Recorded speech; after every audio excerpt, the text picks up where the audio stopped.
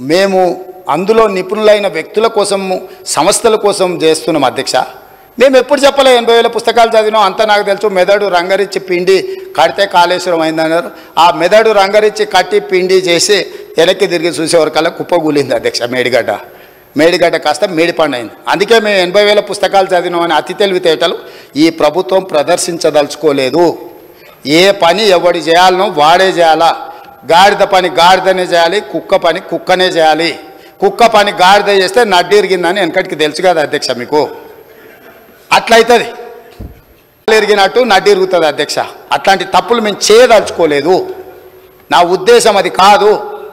నేను పరిపాలన అనుమతి ఇవ్వగలను, నాకేం కావాలనో చెప్పగలను యాజ్ ఏ స్టేట్ హెడ్.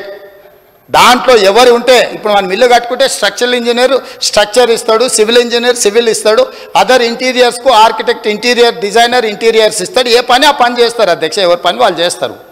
అట్లనే మూసీ రివర్ డెవలప్మెంట్ ఫ్రంట్కు 1,50,000 కోట్లు 1,50,000 కోట్లని తోకదగిన బల్లిలాగా దుంకులాడుతున్నాడు అధ్యక్ష. ఇంతవరకు అంచనాలే రాలే. నేనేం చెప్పినంటే రాబోయే 5 సంవత్సరాలలో ఈ హైదరాబాదు నగరాన్ని అభివృద్ధి చేయడానికి 1,50,000 కోట్ల రూపాయలతోని మేము అంచనాలను ప్రతిపాదిస్తున్నాము. నేను చెప్పిన 1,50,000 కోట్లలో అవుటర్ రీజనల్ రింగ్ రోడ్కే దాదాపుగా 35,000 కోట్లు అవుతాయి అధ్యక్ష. కేంద్ర ప్రభుత్వం ఒకవేళ ముందుకు వచ్చిస్తే 50% వాళ్ళు ఇస్తారు అధ్యక్ష. భూసేకరణ కూడా కేంద్ర ప్రభుత్వం 50% ఇస్తుంది అధ్యక్ష. రేడియల్ రోడ్స్ వేస్తే ఒక 15,000 కోట్లు అవుతుంది అధ్యక్ష.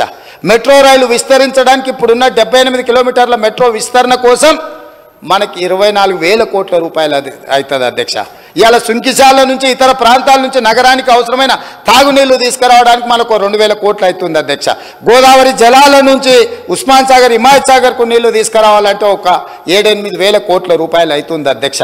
ఇవన్నీ కాంక్రీట్ ప్రపోజల్స్ అధ్యక్ష. సిటీలో కూడా స్ట్రాటజిక్ రోడ్స్ కానీ లేకపోతే రోడ్డు డెవలప్మెంట్ అథారిటీలో వివిధ రోడ్లను విస్తరించడానికి కానీ అవసరమైతే కొత్త రోడ్లు వేయడానికి కానీ ప్రణాళికలు చేస్తున్నాం అధ్యక్ష.